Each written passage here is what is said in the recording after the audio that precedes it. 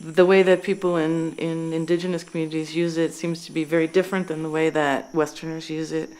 But it's a very valuable tool for Westerners, so I don't think it's out of place for anybody who wants to get healed to go find things that heal them. And it's a very strong medicine for whatever culture a person comes out of. I think it could manifest its powers differently, but for Westerners who have the model of psychotherapy and talking about the inner world and how past, especially how childhood and traumas that happen to you can impede your growth as an adult. The way that ayahuasca works to like show people what that problem is and even sometimes how they can solve it is super valuable, and I'm sure that's going to be used in the future. It's just now coming onto the scene. It's just now being explored, so it's still finding its legs as far as people's judgment about it, whether it's harmful or not, things like that. It's not been widely researched, so the more research that's done, I think that the long history of indigenous use shows that it's safe and it's also very transformative, and those two things are guaranteed that it can help people. Not everybody, but it can help some people.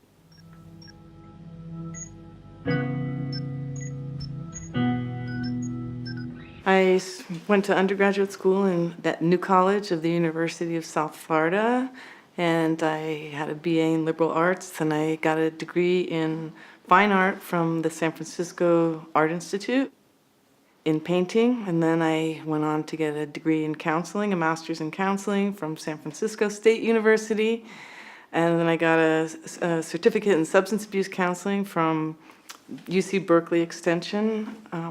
Then I went to graduate school for my doctorate at John F. Kennedy University, where I did my dissertation on gay people's experience with ayahuasca and how that affects their sense of identity.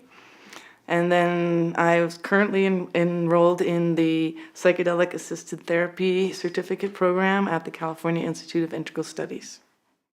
I've been working with mostly homeless people who have severe drug and alcohol problems, along with some kind of mental health disorder. I also edit books, and I also am an associate editor at Chacruna Net, which is a site that publishes work by academics, but it's in a more popular form, so we don't have to read through a million footnotes or a lot of jargon. It's simplified for people of average education to read. I think there's two phases. One is the preparation for people that want to talk about what they want to do in an ayahuasca session or a retreat at Soltara, things that they might be worried about, including screening people who might be inappropriate for that.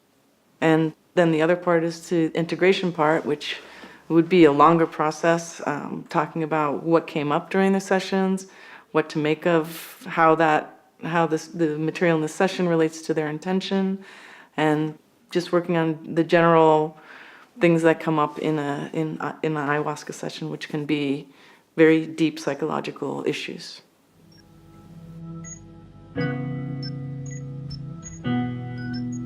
My interest in Soltara was sparked by hearing of the people that were being assembled to be part of the team. Another thing that interests me is that they're aiming to be a very ethical and supportive center, because there's a lot of places that are not ethical and that don't provide support after or even before, that screen poorly, or there's just a lot of bad stories that have come out of different centers in South America where there's not that much regulation. So it seemed like they were really taking it seriously, taking the care of the people who are going to be attending and making sure that it's not just a one-shot thing, that they're going to get their money, give them ayahuasca, and then get rid of them. They're planning on making a community, offering support, getting people who are trained and people who are familiar with the medicine. So it seems like a higher level venture and something that I wouldn't be embarrassed or sad to have participated in, because it seems like it's taking from the very start an approach that is safety oriented and also a longer range involvement with the clients that are coming.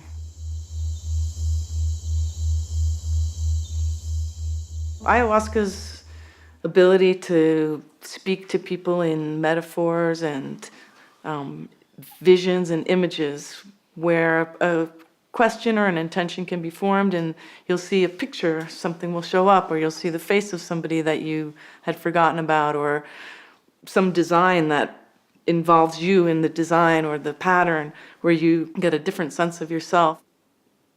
All of those things they're fodder for artistic creation, but they also almost feel like you can understand how art and ayahuasca, both painting, dancing, music, all these things ayahuasca inspires. And for me, it's just been like a fuel for art. And I come back from a session and I have many ideas. I try to recall them and freeze them in my mind so I can paint them. They're never as accurate or as beautiful as I've seen, but they can help to remind me of that experience and the things I learned.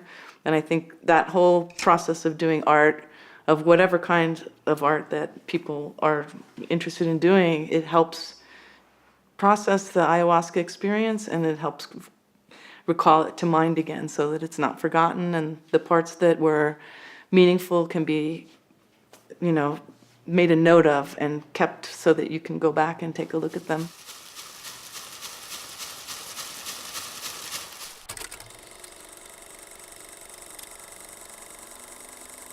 I think there's a lot of different ways that the metaphors and the visions can be interpreted, and there's the way that indigenous people interpret them, and then there's the way that modern people who are acquainted with this psychotherapeutic paradigm interpret them. Symbols can be interpreted psychologically, or they can be spiritual symbols that people use as a portal to understanding, their reason for being on Earth.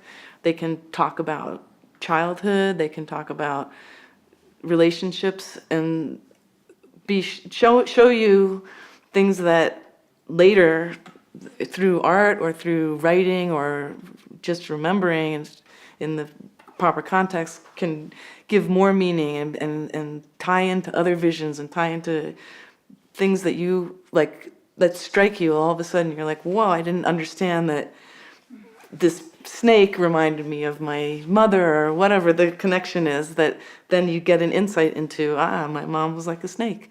Or it's to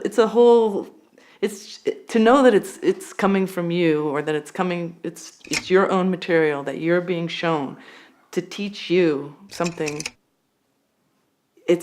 So then you can grab a hold of that in whatever way you can and ask it more, teach me more.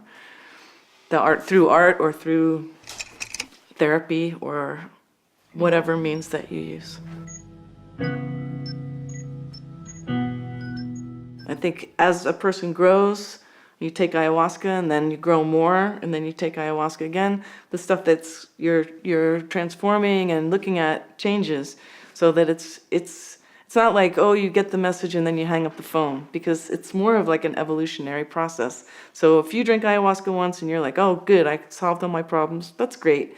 But that didn't happen to me. I continue to have new problems and also get insight into my old problems that keeps me interested in doing it, and also in doing it in different contexts, because Santo Daime is one context that is, for me, it's a good way of staying connected and having a regular thing that I do with a regular group of people that I trust.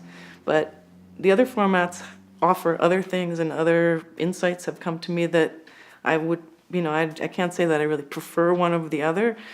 It's just different. Some are harder and some are easier, but I think there's a lot of benefit, and I haven't seen the end of the benefits that can come from it yet. So I as far as I know, I'm going to continue to drink until I'm enlightened. When that happens, maybe I'll hang up the phone.